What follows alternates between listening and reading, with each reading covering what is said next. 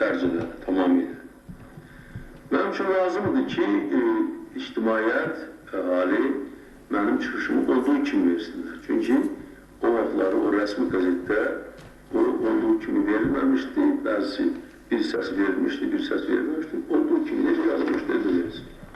Öyle mənim çıxışım da əvvəldən yazılmış çıxış deyildi.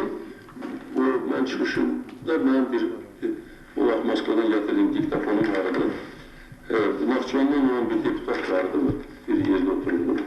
Mən ona verdim çıxışa gələndə, mən dedim ki, mən o gələndə sən bu diktafonun knopkasını bas ki, mən çıxışım tutarım edilər, sən yaz ki, bunu sonra mən pult götürə bilirim.